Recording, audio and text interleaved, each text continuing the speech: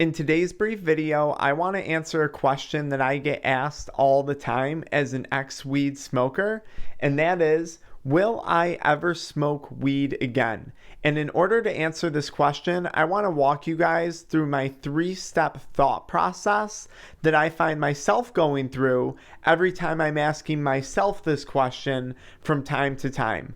If you're new to the channel, my name's Dr. Frank. I'm the founder of AddictionMindset recovery coaching programs, which are dedicated to helping people quit nicotine, THC, energy drinks, and adult media content, substances that I once struggled with.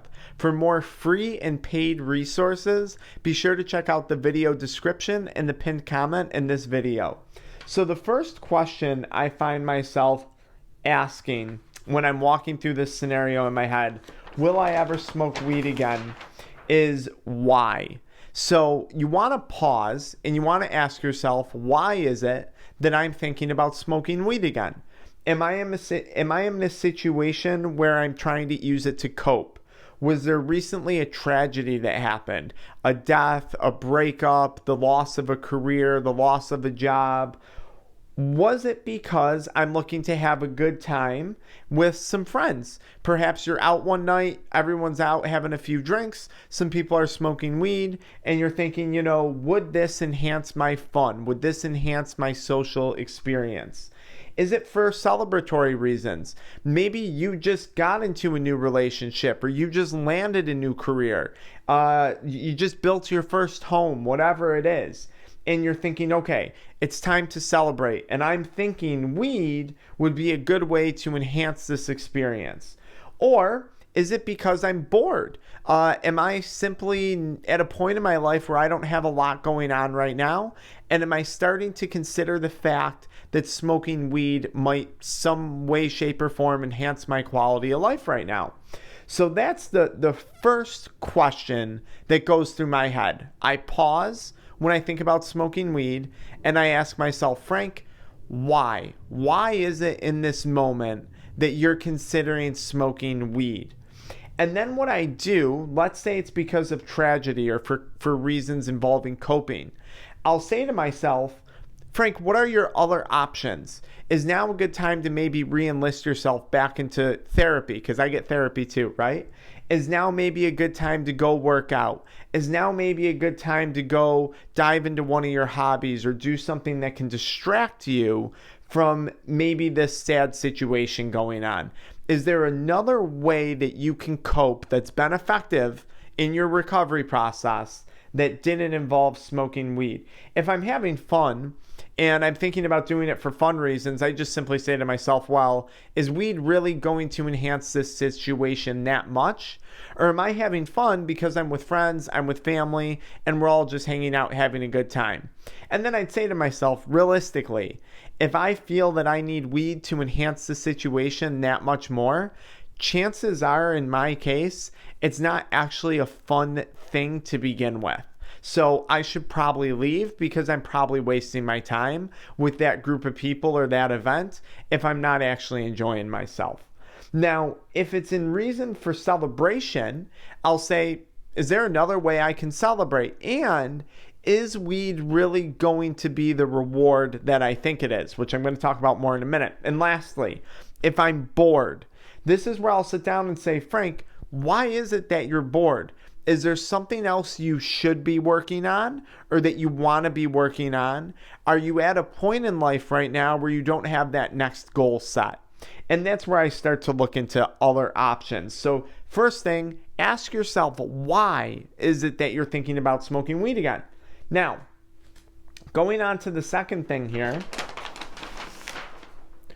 what is the gain? So I have to ask myself, what am I going to gain by smoking weed again? Is it for a fun experience? Maybe a social setting?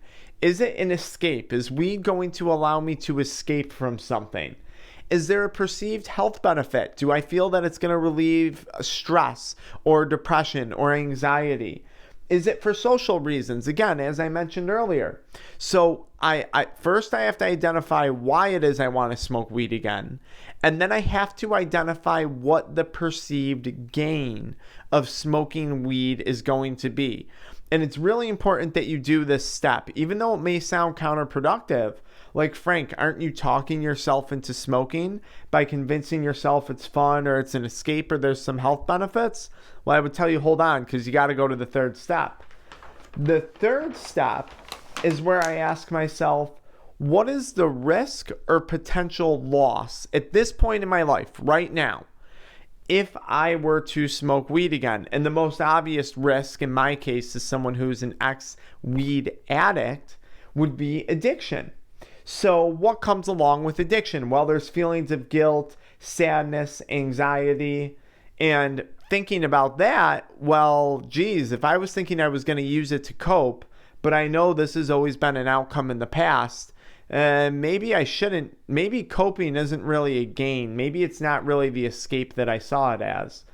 Feelings of regret, money that I'm spending on it. Perhaps you get drug tested. Perhaps you're at risk of losing your job.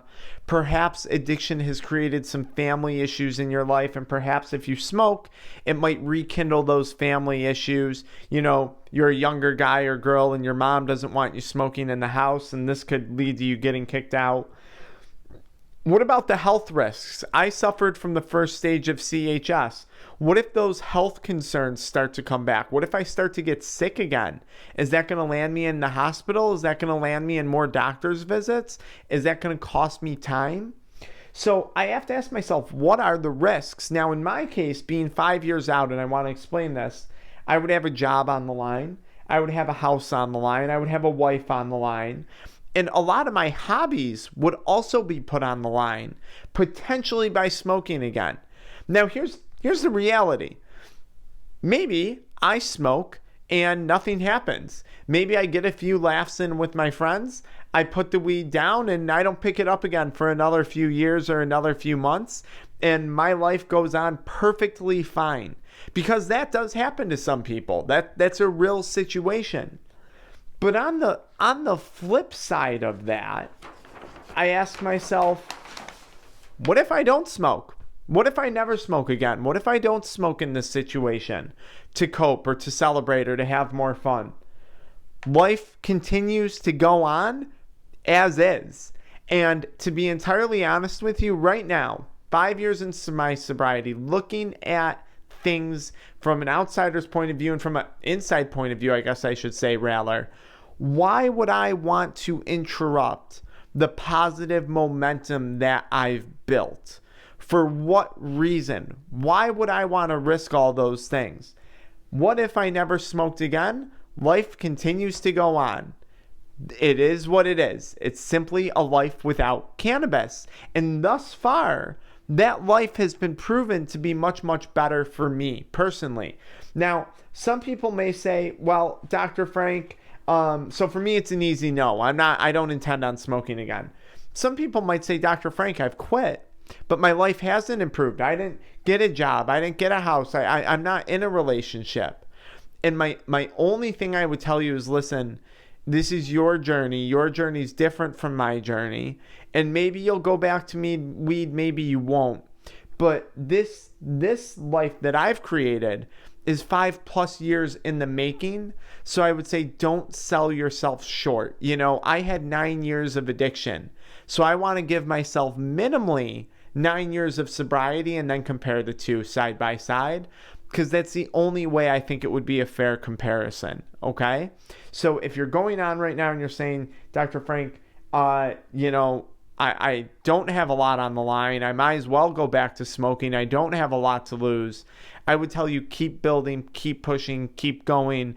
And I'd tell you even more, join our Addiction Mindset Accountability Group. You can find it in the pinned comment. Book a one-on-one call. Download the free 90-page PDF I put out on quitting addictions. Go to the video description, go to the pinned comment, check those things out, or just follow me into the next video. Any one of those things is going to help.